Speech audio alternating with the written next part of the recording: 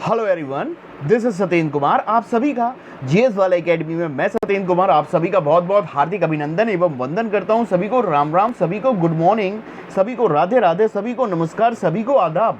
जितने भी एस्पिरेंट्स हैं जो मुझसे पढ़ रहे थे, तो उन सभी एस्पिरेंट्स के लिए, चाहे वो यूपी पीसीएस लोअर एग्जाम की तैयारी कर रहे हो, चाहे वो यूपी पीसीएस आरओ एआरओ का एग्जाम देने जा रहे हो, यूपी ट्रिपल एससी का एग्जाम दे रहे हो, किसी भी गवर्नमेंट का कॉम्पिटेटिव एग्जाम आप दे रहे हो, जैसे कि एसएससी सीजीएल भी हो गया, यूपीएसआई हो गया, एमपीएसआई हो गया, और जितने भी टीचिंग एग्जाम होते हैं जैसे UP TET, C TET, D triple S B के, रीट के, तो उन सभी एग्जाम को ध्यान में रखते हुए हमारा आज का लेक्चर है, जिसमें मैंने हिस्ट्री को अपना आधार बनाया है। जैसा कि मैं अपने लेक्चर सीरीज हिस्ट्री पर बना रहा हूँ, हिस्ट्री पर मैंने अपने यूट्यूब चैनल जीएस वाला पर पुराने क्वेश्चन की श्रृंखला स्टार्ट कर रखी है। जैसे कि पाषाण युग पर मैंने पुराने क्वेश्चन सॉल्व कराए हैं, सिंधु घाटी की सभ्यता पर क्वेश्चन सॉल्व कराए हैं, और इसके साथ साथ जैन धर्म और बौद्ध धर्म की श्रृंखला अभी कंटिन्यू में है। और इन दोनों टॉपिक को मैं पुराने प्रश्न एमसीक्यू को सॉल्व कराने की कोशिश कर रहा हूं, और यकीन मानिए कि इन प्रश्नों को सॉल्व कर लेते हो तो आप लोगों की कम से कम बहुत सारी थ्योरी इन चैप्टर की कंप्लीट होती जाएगी। तो चैनल पर विजिट कीजिए, बुद्धिज़्म या बौद्ध धर्म के सारे लेक्चर देखिए, आपके सारे पुराने प्रश्न आपके तैयार हो जाएंगे। उम्मीद करता हूँ कि लेक्चर को देखने के बाद आप लाइक, शेयर और सब्सक्राइब जरूर करेंगे, अपने फ्रेंड सर्कल में शेयर करेंगे। उम्मीद करता हूँ कि आप लोग स्वस्थ होंगे, खुश होंगे, और उम्मीद करता हूं कि आप लोग बी पॉजिटिव रहने की कोशिश कर रहे होंगे, क्योंकि यही इस समय एक ज़रूरत है। तो आइए बच्चा लोग, हम लोग अपने लेक्चर सीरीज को स्टार्ट करते हैं। उम्मीद करता हूं कि आप स्क्रीन पर देख रहे होंगे कि पहला क्वेश्चन आपके सामने स्क्रीन पर है। चलिए हम लोग स्टार्ट करते हैं। बुद्ध के जीवन की 4 महत्वपूर्ण घटनाओं और उनसे संबंधित 4 स्थानों का नीचे उल्लेख है, और ये मैचिंग वाला क्वेश्चन आपको देखने को मिल रहा है। यानी कि पहला ही क्वेश्चन अगर आप ध्यान से देखो तो बढ़िया सा मस्त क्वेश्चन है, जो यूपी पीसीएस लोअर में पूछा जा चुका है और बिहार पब्लिक सर्विस कमीशन में भी पूछा जा चुका है। यानी कि हल्के में तो ले ही नहीं सकते। देखो, हल्के में तो ना तो अपने आप को लो, ना सामने वाले को लो, एक बात ध्यान रखना। तो आइए इस क्वेश्चन को हम लोग सॉल्व करते हैं। स्तंभ 1 देखिए सबसे पहले, और स्तंभ 2 देखिए। तो स्तंभ 1 में देखोगे तो जन्म है, ज्ञान प्राप्ति है, प्रथम प्रवचन है और निधन है। और स्तंभ 2 में वो हमें बता रहा है कि सारनाथ, बोध गया, लुम्बिनी, कुशीनगर और बुद्ध का इन चारों जगह से कुछ ना कुछ कनेक्शन रहा है। इसको सॉल्व करने से पहले बुद्ध से संबंधित कुछ थ्योरी आप लोग ध्यान से सुनेंगे। देखो बच्चा लोग, मैं क्वेश्चन को सॉल्व तो करा दूंगा, लेकिन जो थ्योरी बोलूँगा ना, जो थोड़ी सी ज़्यादा नहीं, उसको ध्यान से सुनना, ठीक है। तो सबसे पहले ध्यान रखिएगा, गौतम बुद्ध जिनका जन्म जो हुआ था ना नेपाल तराई में, वर्तमान में नेपाल तराई, कपिलवस्तु जिले के पास लुम्बिनी ग्राम में इनका जन्म हुआ था, गौतम बुद्ध का। यानी कि जन्म इनका प्रतीक है आपका किसका? लुम्बिनी का। ठीक है, इतनी बात हो गई। यानी कि फर्स्ट का थर्ड आपने मिला लिया होगा। अब यार, गौतम बुद्ध का जन्म हुआ, बच्चा लोग ध्यान रखना, गौतम बुद्ध का जन्म हुआ और घर पे तो इनका मन लगा ही नहीं। 4 इनको दृश्य ऐसे देखने को मिले हैं जो दुख से पूरी तरीके से दुखी दुख देखने को मिला जब ये घर से बाहर निकले, और इनका जो होता है जीवन पूरी तरीके से बदल गया। 29 वर्ष की उम्र में इन्होंने घर को छोड़ दिया, और 35 वर्ष की उम्र में इनको ज्ञान प्राप्त हुआ था बौद्ध गया में। जगह थी गया, लेकिन जब ज्ञान प्राप्त कर लिया तो वो जगह बन गई बौद्ध गया, क्योंकि बौद्ध का अर्थ होता है नॉलेजेबल पर्सन। यानी कि ज्ञान प्राप्त किया कहाँ पर इन्होंने? बौद्ध गया में। यानी कि सेकंड ज्ञान प्राप्ति का प्रतीक क्या बन गया इनका? बौद्ध गया। ठीक है, और बहुत अच्छे तरीके से जानते हैं, किसी ना कहीं तो समाधि लगाई होगी ना इन्होंने, तो एक वृक्ष के नीचे, पीपल वृक्ष के नीचे इनको ज्ञान प्राप्त हुआ था। यानी कि 2 चीजें आपको पता चल गई, जन्म और ज्ञान प्राप्ति। इतनी बात हो गई। बच्चा लोग देखो, थोड़ी थोड़ी चीजें मैं और भी एक्स्ट्रा शेयर करूंगा आप लोगों के साथ। जब गौतम बुद्ध ने अपना घर छोड़ा, अपने परिवार को छोड़ा, बच्चों को, वाइफ को, माता पिता सबको छोड़ के ये चले गए ज्ञान प्राप्ति करने के लिए। अब ऑब्वियस सी बात है यार, घर छोड़ के जाएगा सन्यासी बनने तो कोई खुश तो होगा नहीं, और इन्होंने भी वही किया कि बिना बताए ये चले गए। तो इनके साथ कोई नहीं था भाई, ध्यान रखना, सिर्फ और सिर्फ इनका सारथी था, और सारथी भी कुछ समय तक ही रहेगा। यानी कि सारथी था तो सारथी के साथ घोड़ा जरूर रहा होगा। यानी कि जब ये घर छोड़ रहे हैं तो घर छोड़ने के समय तक इनके पास सिर्फ एक चीज है जो इनको सहारा देगी इनके यात्रा के लिए, वो है आपका घोड़ा। यानी कि बुद्धिज्म में घर छोड़ने का प्रतीक है आपका घोड़ा, ध्यान रखना। और घर छोड़ने की घटना को हम लोगों ने बौद्ध धर्म में बोला था महाभिनिष्क्रमण, मोस्ट इम्पॉर्टेंट, बौद्ध धर्म में महाभिनिष्क्रमण के नाम से जाना जाता है। इतनी बात हो गई। चलिए ये एक देखिए, अभी बहुत स्टोरी है, हम लोग धीरे धीरे करके जानेंगे, ठीक है। चलिए, अब भाई ज्ञान भी मिल गया इनको गया में। अब भाई ज्ञान मिल गया है तो उपदेश देना है कि नहीं, उपदेश देंगे कि नहीं। होता क्या है बच्चा लोग कि जब ये स्टार्टिंग में जब ज्ञान प्राप्त कर रहे थे तो बताते हैं कि एक कन्या ने इनको खीर देने की कोशिश करी। क्यों? गौतम बुद्ध बिल्कुल पेड़ के नीचे बैठे हुए हैं, ज्ञान प्राप्त कर रहे हैं, बिल्कुल खाना पीना सब छोड़ दिया, शरीर हल्का हो जाएगा ना, कमजोर हो जाएगा। तो जब ये खीर का कटोरा इनके पास आया तो इनके कुछ 5 सन्यासी हुआ करते थे जिन्हें कौंडिल्य के नाम से जाना जाता था। ध्यान रखिए, कौंडिल्य के नाम से जाना जाता था। कौंडिल्य, कौटिल्य मत करना, कौंडिल्य के नाम से जाना जाता था। अब ये 5 सन्यासी रात्रि में अंधेरे में जब गौतम बुद्ध को उस कन्या के साथ देखते हैं और देखते हैं कि ये तो अपना पथ से भ्रष्ट होता जा रहा है, इसलिए बोला था मैं भोजन का ग्रहण नहीं करूंगा, ज्ञान प्राप्त करूंगा बिना खाए पिए, तो ये 5 सन्यासी छोड़ के चले जाते हैं। लेकिन वही बात है ना कि सब कुछ चेंज होता है। जब 35 वर्ष में ज्ञान प्राप्त होगा इनको, जब इनकी पर्सनालिटी पूरी तरीके से चेंज हो जाएगी, और पर्सनालिटी चेंज होने के बाद ये ज्ञान देने के लिए लोगों के पास जाएंगे। और सबसे पहले ये पहुँचे एक जगह पर जिसे वर्तमान में वाराणसी या बनारस के नाम से जाना जाता है, जिसे काशी नगरी के नाम से जानते हैं। इसी बनारस या वाराणसी या काशी में एक जगह है जिसे हम लोग सारनाथ के नाम से जानते हैं। इसी सारनाथ में गौतम बुद्ध ने अपना प्रथम उपदेश इन्हीं 5 सन्यासियों को दिया था, जिसे कौंडिन्य के नाम से जाना जाता था। स्टार्टिंग में तो इन 5 सन्यासियों ने बोला कि हम गौतम बुद्ध को अपने पास नहीं आने देंगे, लेकिन जैसे ही गौतम बुद्ध इनके पास पहुंचते हैं धीरे धीरे, तो इनको लगता है कि भाई कोई छोटा मोटा व्यक्ति नहीं है, ठीक है, कोई आ रहा है, ठीक है, ठीक है। उपदेश भी दे दिया। कहाँ? सारनाथ में।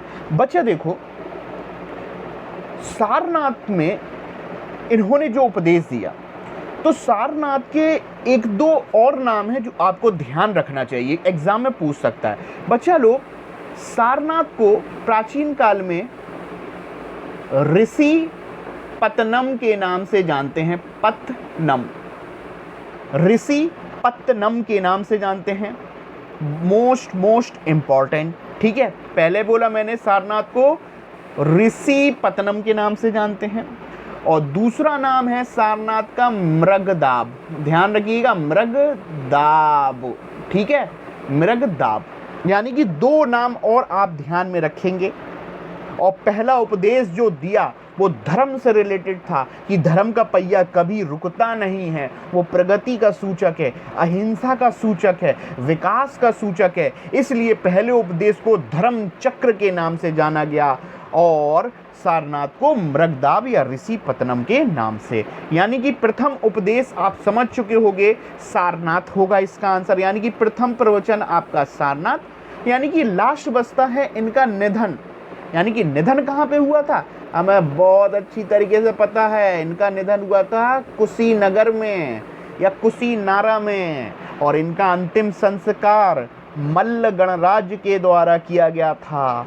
मल्ल गणराज्य की राजधानी जो थी वो कुशीनगर थी। ध्यान रखना, मल्ल रिपब्लिक जो 16 महाजनपदों में से एक देखने को मिलता था, उस समय रिपब्लिक भी थे, तो मल्ल गणराज्य की राजधानी कुशीनगर हुआ करती थी। और इसी मल्ल गणराज्य ने गौतम बुद्ध का बिल्कुल तरीके से संस्कार, अंतिम संस्कार किया और इनकी बॉडी के अवशेषों को 8 जगह दफना दिया गया और इन 8 जगहों पर ही धीरे धीरे चबूतरों का निर्माण हुआ। वही चबूतरे बौद्ध धर्म में स्तूप की संज्ञा लेंगे।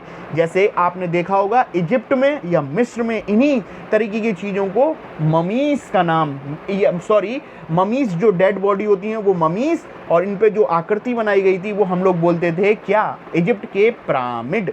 उम्मीद करता हूँ कि इतनी व्याख्या इस क्वेश्चंस के लिए सफिशिएंट है।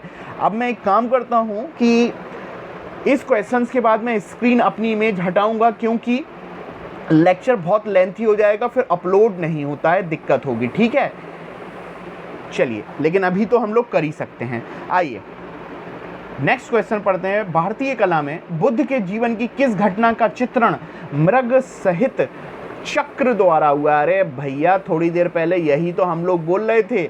मृग हिरन भी होता है, मृग यानी हिरन भी होता है, और चक्र मैंने अभी थोड़ी देर पहले बताया था। मैंने बताया था सारनाथ को मृगदाब के नाम से जानते हैं, और चक्र यानी धर्म चक्र, पहला उपदेश, यानी कि इसका आंसर आप लोग लगाइएगा प्रथम उपदेश। कहाँ पर? सारनाथ में। सारनाथ को किस नाम से जानते हैं? मृगदाब के नाम से। क्या उपदेश दिया? चक्र का उपदेश दिया। किसका? धर्म चक्र का प्रथम उपदेश दिया। ठीक है, इतनी बात हो गई। आपने सी आंसर लगा दिया होगा, उम्मीद करता हूँ। और देखिएगा ए ऑप्शन पर जाइए। अरे यार, मैंने थोड़ी देर पहले बोला था ना, महाभिनिष्क्रमण क्या होता है? गौतम बुद्ध के घर छोड़ने की घटना को बौद्ध धर्म में महाभिनिष्क्रमण के नाम से जानते हैं। ठीक है, उम्मीद करता हूँ कि जो मैंने बोला है वो आप समझ गए होंगे। अब बोलिए आप लोग, इजाजत दें तो हम लोग लेक्चर को आगे बढ़ाइए। Thank you. चलिए आगे बढ़ते हैं। देखिएगा, ये वाला क्वेश्चन आपके सामने स्क्रीन पर है। अब इसको ध्यान से समझते हैं। मोस्ट इंपॉर्टेंट है। बीच बीच में मैं आता रहूंगा, लेकिन ध्यान से सुनेंगे कि ये फिर से आ गया मैचिंग का क्वेश्चन है, इंपॉर्टेंट है। चलिए आइए ध्यान से समझेंगे। वही चीज बोल रहा है कि जन्म, प्रथम प्रवचन, महाबोधि, त्याग। ठीक है, और इन 4 चीजों को हमें कनेक्ट करना है चारों से। देखिएगा, आंसर आप ढूंढ लीजिएगा, मैं आपको इसका एक्सप्लेनेशन बताता हूं। ठीक है, अरे यार, बहुत थोड़ी देर पहले बोला था जन्म। सबसे पहले जन्म को पकड़ना। देखिएगा, कहानी सुनते हैं। जब गौतम बुद्ध का जन्म हुआ बच्चा लोग, तो पूरी की पूरी बिहार नगरी या मगध नगरी, मगध से ही कनेक्शन है ना, या कपिल वस्तु या लुम्बिनी, पूरा शहर कमल के फूलों से सजा दिया गया। और भाई, इतना बड़ा व्यक्तित्व का जन्म हुआ है, तो लोग इन्हें देखने आते थे ना, तो वो सांड की सवारी से आते थे, सांड की सवारी से देखने आते थे। और पूरा का पूरा शहर जो होता है कमल के फूलों से सजा हुआ है। शहर ही नहीं, पूरा का पूरा इनका महल। किस उपलक्ष्य में? जन्म के उपलक्ष्य में। यानी कि ये कहानी मैंने इसीलिए बताई है, जन्म का प्रतीक आपका क्या है? कमल। ठीक है, ए का 4। उम्मीद करता हूं कि आप आंसर निकालेंगे। ठीक है, अब सेकंड बी देखिएगा, प्रथम प्रवचन। प्रथम प्रवचन मैंने बोला था ना, सारनाथ में दिया था, जिसे धर्म चक्र के नाम से जानते थे। यानी कि बी भी मिल गया, बी का हो गया 2। ठीक है, महाबोधि। भाई, महाबोधि क्या है? बोधि यानी कि ज्ञान, महा यानी कि जो इतना ज़्यादा ज्ञान प्राप्त किया उन्होंने, जो निर्वाण ज्ञान प्राप्त किया। कहाँ प्राप्त किया? बौद्ध गया में प्राप्त किया, पीपल वृक्ष के नीचे, जिसे बोधि वृक्ष के नाम से जाना गया। ठीक है, इतनी बात हो गई। उम्मीद करता हूँ सी का आंसर आपका फर्स्ट लग गया होगा, यानी कि ए का 4। और प्रथम प्रवचन का बी का क्या लगाया अपन लोग ने? प्रथम प्रवचन में अपन लोग ने धर्म चक्र 2, और महाबोधि को सी को कनेक्ट किया, सी से फर्स्ट, यानी कि चौथा ऑप्शन अभी तक अपन लोग को मिलता जुलता मिल रहा है। और त्याग, अरे यार, मैंने थोड़ी देर पहले बोला था, जब घर छोड़ा था तो सिर्फ और सिर्फ क्या था? घोड़ा। और घटना क्या कहलाई थी? महाभिनिष्क्रमण। यानी कि ध्यान रखना डी का हो गया थर्ड, यानी कि अपना डी ऑप्शन बिल्कुल बिल्कुल बिल्कुल सही है। उम्मीद करता हूँ बच्चा लोग कि जो मैं थ्योरी बोलने की कोशिश कर रहा हूँ ना वो चीज़ इंपॉर्टेंट है। क्वेश्चंस तो है ही जो पुराने क्वेश्चन है, लेकिन क्वेश्चन से क्वेश्चन कनेक्ट करिए ताकि और ज़्यादा क्वेश्चन आपके जनरेट हो जाए। उम्मीद करता हूँ कि आप लोग समझ रहे होंगे। चलिए नेक्स्ट क्वेश्चन पर आगे बढ़ते हैं। नेक्स्ट क्वेश्चन है बच्चा लोग, महात्मा बुद्ध का महापरिनिर्वाण किसके गणतंत्र में हुआ था? अरे भाई थोड़ी देर पहले हमने डिस्कस किया था, हमने पहले बोला था गौतम बुद्ध बौद्ध धर्म में दो चीज़ें होती हैं, एक निर्वाण और एक महापरिनिर्वाण। दोनों में अंतर है। निर्वाण यानी इनके ज्ञान का प्रतीक, और जबकि महापरिनिर्वाण जो कहलाता है इनका डेथ का प्रतीक कहलाता है, और डेथ पर बनाया गया था स्तूप। बहुत अंतर है बच्चा लोग, ध्यान रखना। निर्वाण यानी कि जो इन्होंने ज्ञान लोगों में बांटा, यानी कि चरम यानी दुख सुख मोक्ष की प्राप्ति निर्वाण कहलाती है। दीपक का बुझ जाना, लोगों की दुखों का अंत करना, ये निर्वाण है। लेकिन क्वेश्चन महापरिनिर्वाण बोल रहा है, और महापरिनिर्वाण कहलाती है बौद्ध धर्म में गौतम बुद्ध की मृत्यु, डेथ। ठीक है, और हम बहुत अच्छे तरीके से जानते हैं महात्मा बुद्ध का महापरिनिर्वाण किसके गणतंत्र में हुआ था? मल्ल गणराज्य के द्वारा हुआ था कुशीनगर में। अंतिम सांस गौतम बुद्ध की कहाँ पे थी आपकी? कुशीनगर या कुशीनारा में। लेकिन उस कुशीनारा या कुशीनगर किसकी राजधानी हुआ करती थी? मल्ल गणराज्य की हुआ करती थी। और इसी मल्ल गणराज्य के द्वारा या मल्ल के राजाओं के द्वारा जो कुशीनगर में बसते थे, इन्होंने गौतम बुद्ध का अंतिम संस्कार किया था। यही बच्चा लोग थोड़ी देर पहले हमने आपके साथ डिस्कस किया है। तो महात्मा बुद्ध का महापरिनिर्वाण किसके गणतंत्र में हुआ था? तो मल्ल। यहाँ पर एक क्वेश्चन और पुटअप करना चाहूँगा बच्चा लोग, महापरिनिर्वाण यानी कि गौतम बुद्ध की मृत्यु है ना, लेकिन हम ये भी जानते हैं कि थोड़ी देर पहले बोला था कि जहाँ गौतम बुद्ध को दफनाया गया, ठीक है, उस जो भी हमने वो एक आकृति दी होगी जहाँ पर उनको दफनाया गया, आगे चल के इसी तरीके की आकृतियों का निर्माण किया गया जहाँ संत ऋषि मुनियों को जो बुद्धिज्म को मानते थे उनको दफनाते गए, और वही आकृति क्या है का रूप लेने लगी थी? स्तूप। इसलिए बौद्ध धर्म में मृत्यु का प्रतीक स्तूप से लगाया जाता है। और यहाँ पर मैंने थोड़ी देर पहले बोला कि मृत्यु शब्द का इस्तेमाल नहीं करना है, महापरिनिर्वाण शब्द का इस्तेमाल करना है। ठीक है बच्चे लोग, चलिए आगे बढ़ते हैं हम लोग। चलो, अच्छा क्वेश्चन है भाई, यूपीपीसीएस में जीआईसी एग्जाम में पूछा गया। वाह, चलिए हम लोग ऐसे ही क्वेश्चन और भी सॉल्व करेंगे। चलिए ध्यान से सुनते हैं। महात्मा बुद्ध के संबंध में निम्नलिखित कथनों में से कौन सा सही है? उम्मीद करता हूं कि आप लोग ध्यान से सुन रहे होंगे। पहला ऑप्शन देखिए, जन्म कहाँ पे हुआ? कपिलवस्तु में हुआ। अरे भाई बिल्कुल सही है। इनका जन्म नेपाल तराई में लुम्बिनी ग्राम में कपिलवस्तु जिले में हुआ था। ध्यान रखना, कपिलवस्तु में ही हुआ था। बिल्कुल सही, ये ऑप्शन आपका बिल्कुल सही है। सेकंड ऑप्शन देखिए, उन्होंने बौद्ध गया में ज्ञान प्राप्त किया था। बिल्कुल सही, इन्होंने गया में ज्ञान प्राप्त किया था। पीपल वृक्ष के नीचे पुनपुन नदी के किनारे इन्होंने ज्ञान प्राप्त किया था। बिल्कुल सही है। तीसरा ऑप्शन देखिए, उन्होंने वैदिक धर्म को अस्वीकार किया था। राइट, यही इम्पोर्टेंट है, यही इम्पोर्टेंट है। इन्होंने, चाहे वो जैन धर्म हो चाहे बौद्ध धर्म हो, दोनों ही लोग वैदिक साहित्य को नहीं मानते थे और ना ही वो भगवान को मानते थे। दोनों ही, जैन और बुद्धिज्म, वैदिक धर्म को स्वीकार नहीं किया था। और गौतम बुद्ध तो बिल्कुल बोल रहे हैं कि वैदिक धर्म को नहीं मानते, यानी कि ऋग्वेद, यजुर्वेद, सामवेद, अथर्ववेद जैसी चीज़ें हैं ना, या वैदिक धर्म में जो कुछ भी चीज़ें बताई गई हैं वो इसको एक्सेप्ट करते ही नहीं है। और ईश्वर क्या होता है इन सब के चक्कर में पड़ते ही नहीं है।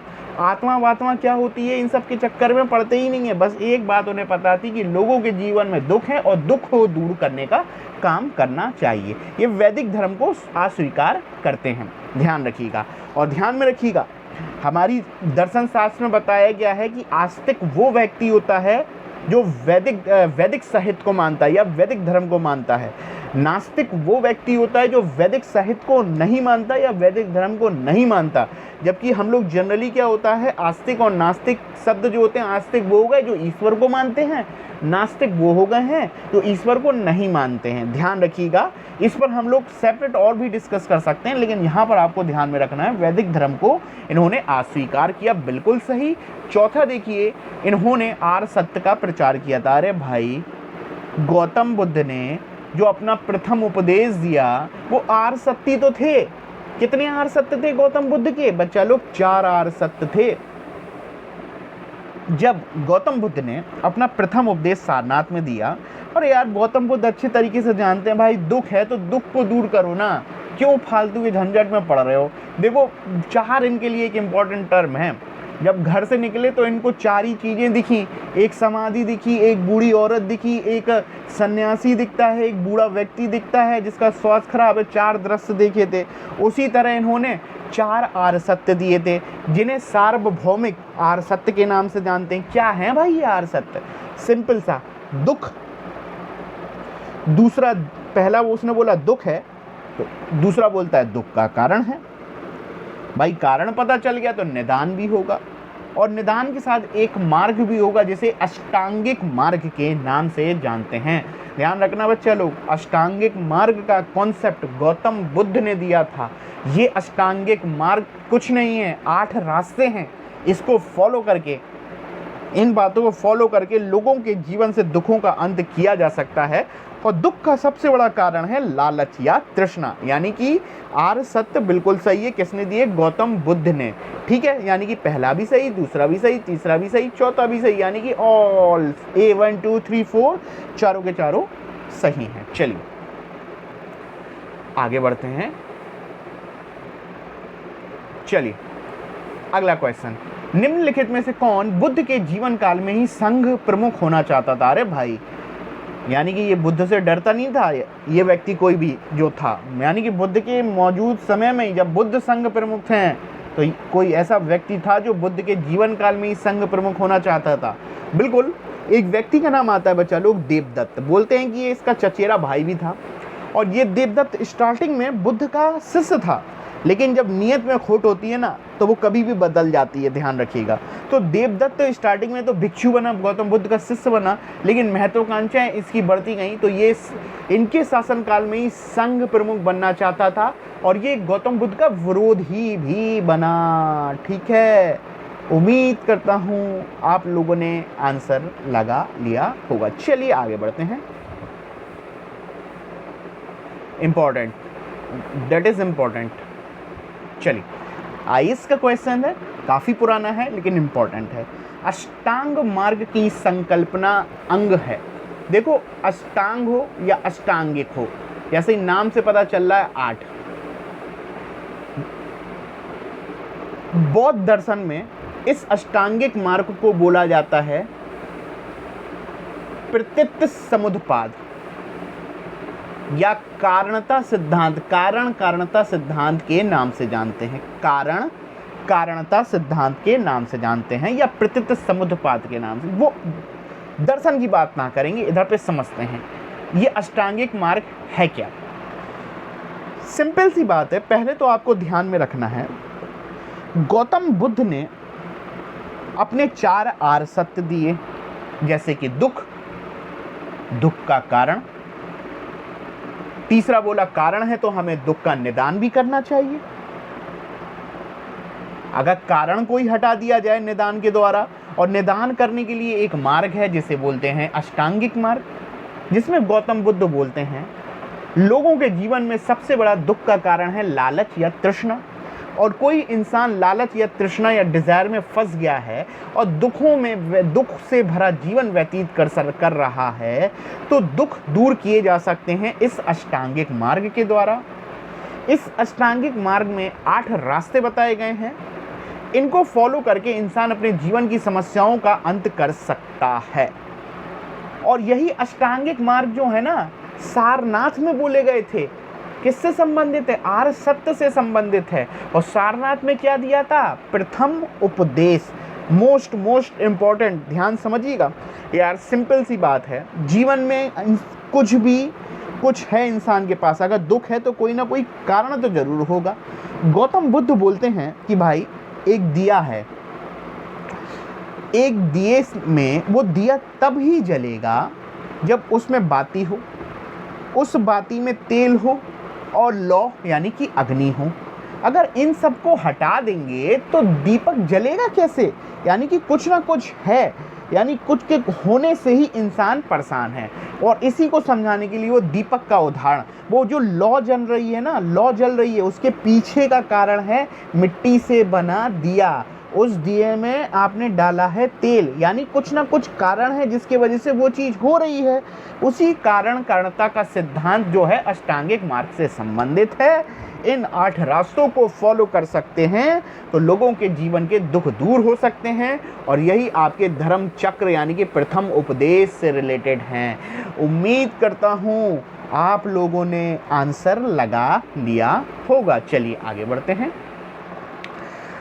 इम्पॉर्टेंट है ये वाला क्वेश्चन, महत्वपूर्ण है। चलिए आइए डिस्कस करते हैं इस क्वेश्चन को हम लोग। गौतम बुद्ध के बारे में निम्न में से क्या सत्य है? वे कर्म में विश्वास करते थे। अरे भाई बिल्कुल सही है, ए ऑप्शन बिल्कुल सही। आत्मा का शरीर में परिवर्तन मानते थे। आत्मा का शरीर में परिवर्तन मानते थे। बहुत ध्यान से समझना ये वाला ऑप्शन बच्चा। देखो बच्चा, गौतम बुद्ध आत्मा वात्मा जैसी चीज़ों के झंझट लपेटे में नहीं थे। सच बात ध्यान रखना। आत्मा आत्मा परमात्मा क्या होता है, भगवान क्या होता है, ईश्वर क्या होता है, आत्मा क्या होता है, भाड़ में गया, ये सबको ध्यान नहीं दिया। उसका ध्यान सिर्फ एक है, दुख है तो दुख को दूर करो। अरे जीवन में समस्याएं हैं, समस्याओं का अंत करो। विज्ञान तर्क पर आधारित होता है, और कोई भी समस्या आ जाए तर्क के आधार पर, विज्ञान के आधार पर किसी समस्या का समाधान करो। और कुछ भी चीज़ ऐसे ही नहीं बोल दो कि ये चीज़ सही है। लॉजिकल सोचो। लॉजिकल अप्रोच देने वाले प्राचीन भारत में सबसे पहले गौतम बुद्ध ही थे। और जब कोई इतना इंसान होगा तो वो आत्मा जैसी चीज़ों पे ध्यान देगा ही नहीं। यानी कि आत्मा नहीं मानते थे। लेकिन पूरा ऑप्शन देखो, आत्मा का शरीर में परिवर्तन मानते थे। बच्चा लोग, एक गौतम बुद्ध की एक थ्योरी है, क्षण भंगुरवाद। क्षण भंगुर, क्षण भंगुर का अर्थ होता है कोई भी चीज थोड़े समय तक के लिए, यानी कि उसके बाद वो नष्ट हो जाएगी। या इसको इस तरीके से समझिएगा, क्षण भंगुर सिद्धांत को बोला जाता है अनात्मवाद।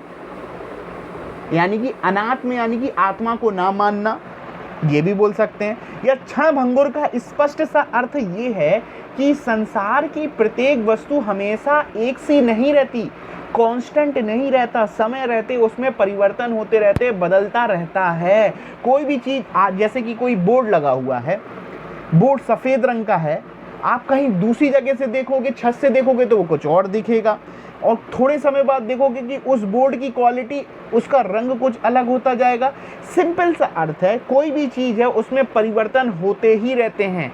इसी यानी कि उसका अस्तित्व जो होता है क्षण क्षण क्षण बदलता रहता है। इसी परिवर्तन वाले सिद्धांत को वो लोग बोलते हैं क्षण भंगुरवाद या अनात्मवाद। आत्मा को नहीं मानता, लेकिन वो अनात्मवाद जैसे कॉन्सेप्ट देता है कि वो आत्मा नहीं है, और साथ में ये बोलता है कि विश्व में हर एक चीज में परिवर्तन होता रहता है। वो आज ऐसी है तो कल वो बदलती जाएगी। और गीता भी तो बोलती है परिवर्तन ही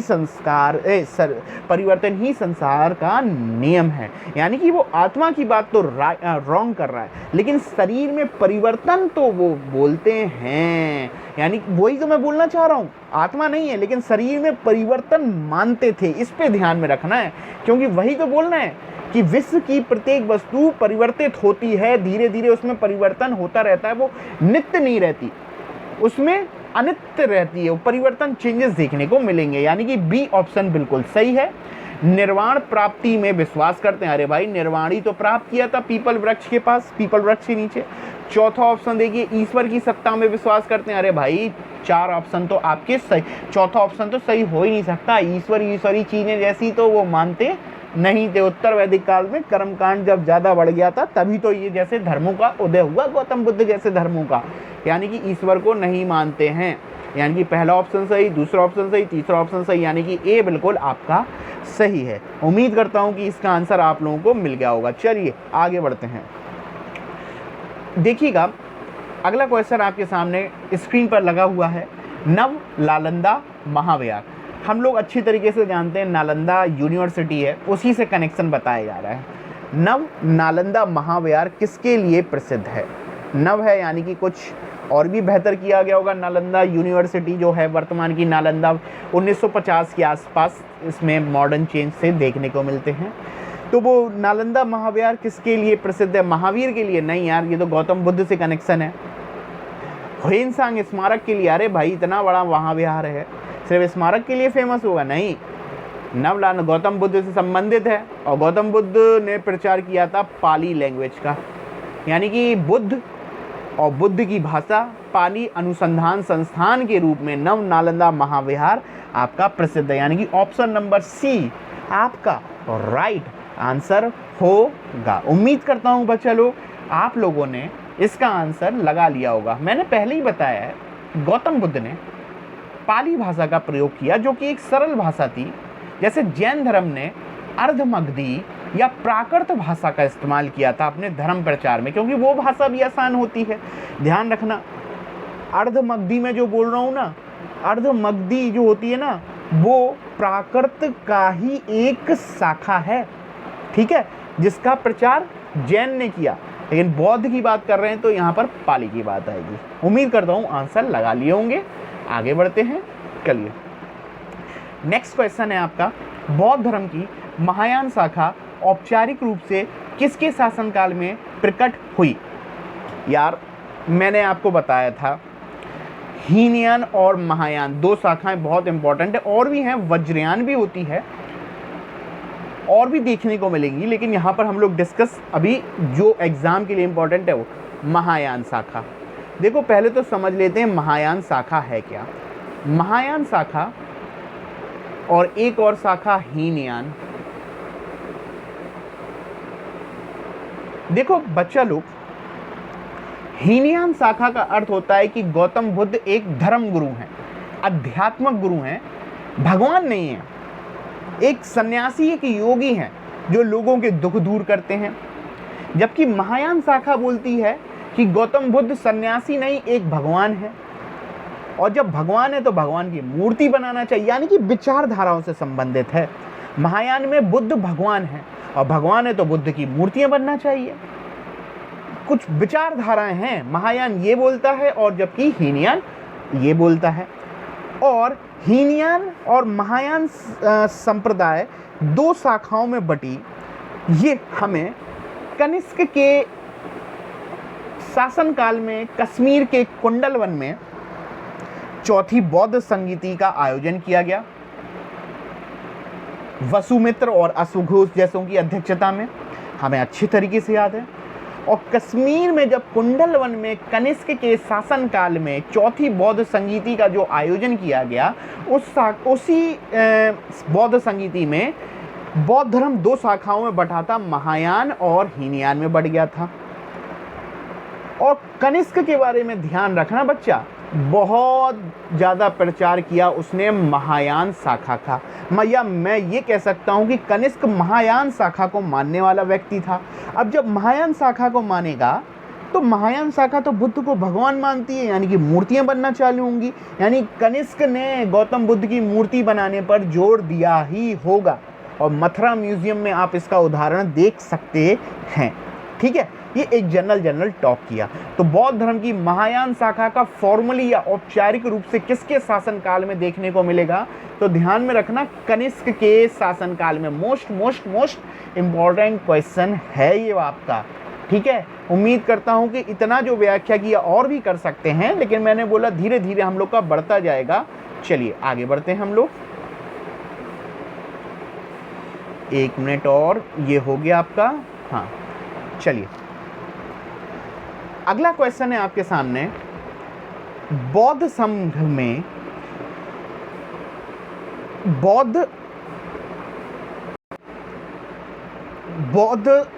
में आवाज खराब हो रही है, भिक्षुओं के रूप में स्त्रियों के प्रवेश की अनुमति बुद्ध द्वारा दी गई थी। यानी कि जो बुद्ध का जो संघ था उसमें भिक्षु की बात नहीं कर रहा है, भिक्षुणी के रूप में स्त्रियों के प्रवेश की अनुमति बुद्ध द्वारा दी गई थी। ध्यान में रखना, वैशाली में, ध्यान रखिएगा। इंपॉर्टेंट क्वेश्चन है कि जो बुद्ध संघ होता था उसमें भिक्षुणी के रूप में स्त्रियों के प्रवेश की अनुमति बुद्ध द्वारा दी गई थी वैशाली में। ध्यान रखिएगा, वैसे तो बुद्ध भी नहीं चाहते थे कि बहुत ज़्यादा संघ जैसी चीज़ों में प्रवेश हो महिलाओं का, रीज़न है उसके भी, हम लोग डिस्कस ज़रूर करेंगे आपके सामने जब मेंस पे और भी ज़्यादा डिस्कस करेंगे। और हमें पता है कि सबसे पहले इनकी मासी, जो इनकी मौसी थी प्रजापति गौतमी ही को ही इन्होंने प्रवेश दिया था। ध्यान रखना है, इंपॉर्टेंट क्वेश्चन है, बी ऑप्शन आपका बिल्कुल सही है। चलिए आगे बढ़ते हैं हम लोग। अगला क्वेश्चन बच्चा लोग आपके सामने स्क्रीन पर लगा हुआ है, कौन बनेगा करोड़पति का इंपॉर्टेंट क्वेश्चन है कि विश्व का सबसे ऊंचा कहा जाने वाला विश्व शांति स्तूप बिहार में कहां पर है। भाई हम जानते हैं मगध ने पहली राजधानी अपनी किसको बनाई थी, बच्चा आंसर बताओ। वैशाली को बनाई थी कि पटना को बनाई थी कि राजगीर को बनाई थी? याद आ रहा होगा, मगध की या हर्यक वंश की पहली राजधानी राजगीर थी, जो पहाड़ियों पर बसा हुआ शहर था। और वो ये बोल रहा है कि सबसे ऊंचा, और पहाड़ियों पे बनाएंगे तो वो सबसे ऊंचा हो जाएगा। यानी कि सबसे ऊंचा कहा जाने वाला जो विश्व शांति स्तूप बिहार में है ना भैया, वो आपका बच्चा लोग राजगीर में स्थित हैं। उम्मीद करता हूँ आप समझ चुके होंगे। चलिए नेक्स्ट क्वेश्चन पर आगे बढ़ते हैं। चलिए इंपॉर्टेंट है, ये वाला क्वेश्चन भी महत्वपूर्ण है। यूपीपीसीएस प्रीलिम्स में 2008 का क्वेश्चन है, स्पेशल जब हुआ था तब आया था ये क्वेश्चन। और आप ध्यान से देखो यार, मैंने सारे के सारे पुराने क्वेश्चंस भी अरेंज कर रखे हैं। जल्दी और भी जो हमारे जो रिसेंट के हैं हम वो भी डिस्कस करेंगे। धीरे धीरे करके प्रक्रिया बढ़ती जाएगी, बस सपोर्ट की ज़रूरत है आप लोगों की कि इस वक्त में आप लोग हमारा साथ दीजिए। लाइक शेयर सब्सक्राइब करिए, अपने फ्रेंड सर्किल में शेयर कीजिए। इसके कोई पैसे नहीं लगते हैं बच्चा लोग, फ्री का काम है। इससे मोटिवेशन जरूर मिल जाता है बहुत, क्योंकि इस वक्त बच्चा मोटिवेशन सभी के लिए आवश्यक है। मैं अपनी बात नहीं कर रहा हूँ इंडिविजुअल, कि आपने देखा होगा कि कोविड ने कोचिंग इंडस्ट्री को कितना ज़्यादा प्रभावित किया है। चाहे कितना बड़ा इंस्टीट्यूट हो, चाहे जितना बड़ा छोटा मैटर नहीं करता, लेकिन कितना प्रभावित किया है। आप उस टीचर से, उस ऑनर से पूछिए कि कितना नुकसान, कितनी प्रॉब्लम फेस करी है उसने, 1.5 साल होने को है। और एज अ एजुकेटेड टीचर मैं इस चीज़ को मैं समझ सकता हूँ। तो इन फीलिंग्स को, इमोशंस को समझिए कि एज अ एजुकेटर इस समय कोई पीछे हटा नहीं आपको पढ़ाने से, तो आपका भी दायित्व है कि आप भी पीछे ना हटें पढ़ने से। पढ़ना पढ़ाने की प्रक्रिया को आप आगे बढ़ाएं, क्योंकि यही एक ज़रूरी भी है। गुरु शिष्य की जो परंपरा है उस परंपरा को जीवंत करिए बच्चा लोग, ठीक है। यही उम्मीद करता हूँ कि लेक्चर को देखने के बाद आप लाइक शेयर और सब्सक्राइब करोगे और फ्रेंड सर्किल में शेयर करोगे आप लोग, ठीक है। चलिए क्वेश्चंस पर आते हैं। वह स्तूप स्थल जिसका संबंध भगवान बुद्ध के जीवन की किसी घटना से नहीं रहा, यानी कि वैसा कौन सी जगह है स्तूप स्थल वाली जो बुद्ध के जीवन से कनेक्ट है ही नहीं। ध्यान से समझिए। देखो यहाँ पर मैं आंसर चाहूँ तो पल भर में आपको बता सकता हूँ, लेकिन जो हम एक्सप्लेन कर रहे हैं वो भी जरूरी है। तो चाहिए ध्यान से सुनेंगे ऑप्शन को। या सारनाथ कैसे नहीं है कनेक्शन, पहला उपदेश है। बौद्ध गया कैसे नहीं है, ज्ञान प्राप्त किया। कुशीनारा कैसे डायरेक्ट कनेक्ट नहीं है, यहाँ पर इन्होंने अंतिम सांस में अपना, इनकी डेथ महापरिनिर्वाण हुआ था। यानी कि सांची ही इसका आपका ऑप्शन होगा। यानी कि ऑप्शन आप बी लगाइएगा, बॉम्बे। सांची तो यार, सांची के स्तूप तो अशोक के द्वारा बिल्ड किए गए थे यार, है ना। सांची से गौतम बुद्ध का कनेक्शन नहीं है, ध्यान रखिएगा। उम्मीद करता हूँ विदिशा के पास आपको सांची देखने को मिलेगा, तो ध्यान में रखिएगा सांची का कनेक्शन गौतम बुद्ध से नहीं है, सम्राट अशोक से है। आंसर आप लोगों ने लगा लिया होगा, बी ऑप्शन बिल्कुल सही है। चलिए उम्मीद करते हैं हम लोग आगे बढ़ते हैं। चलिए अच्छा क्वेश्चन है बच्चा। ये लो, कह रहा है संसार अस्थिर है और क्षणिक है का निम्न में से किससे संबंधित है? बहुत ध्यान से समझना। थोड़ी देर पहले मैंने आपसे बोला था कि जैन धर्म कांस्टेंट थ्योरी में बिलीव नहीं करता, यानी कि कांस्टेंट यानी कि नियत, यानी दो है तो दो ही है, दो ही है, दो ही है। वो बोलता है कि हर चीज में समय रहते हुए परिवर्तन होता है, कोई भी चीज एक सी नहीं है, वो स्थिर नहीं है, अस्थिर है, उसमें परिवर्तन होते रहते हैं।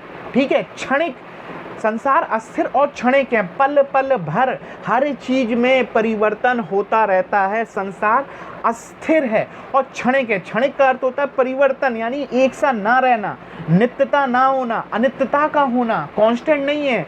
कुछ भी चीज एक सी नहीं है। आज ऐसे दिख रहे हो सकता है कल तुम दूसरी तरीके से दिखने लगो। यार इसी को समझ सकते हो, तुम पहले बच्चे थे, फिर बड़े हुए, फिर बूढ़े हुए और आपकी पर्सनालिटी, आपकी शक्ल चेंज होती गई। पहले आप यंग जैसे थे, फिर आपके दूसरे फीचर्स हो गए, तो दूसरे फीचर्स हो गए। उसी तरह कोई भौतिक चीज़ भी होगी ना, वो रखे रखे उसका रंग परिवर्तित हो जाएगा। नई होगी तो अच्छी दिखेगी, कुछ समय बाद उसका रंग परिवर्तित हो जाएगा। यही थ्योरी कहलाती है परिवर्तनशील। और यही गौतम बुद्ध बोलते हैं कि आत्मा को ना मानते हुए भी बोलते हैं कि आत्मा में भी क्षण क्षण क्षण क्षण परिवर्तन होता रहता है। यानी कि इसका आंसर आप लोग क्या लगाने वाले हो? बुद्धिज्म, बौद्ध। ए ऑप्शन आपका बिल्कुल बिल्कुल बिल्कुल सही है। चलिए अगले क्वेश्चंस पर आते हैं हम लोग। देखिए इतने सारे क्वेश्चंस आप लोगों को करा रहा हूं तो आप ध्यान से सुनिए। नेक्स्ट क्वेश्चन बोल रहा है बच्चा, किस शासक द्वारा सर्वप्रथम पाटलिपुत्र का राजधानी के रूप में चयन किया गया था? मोस्ट इंपॉर्टेंट है। अगर ध्यान से आपने अगर हिस्ट्री पढ़ी है, हिस्ट्री में आपने हर्यक वंश पढ़ा है जिसके फाउंडर बिंबिसार थे।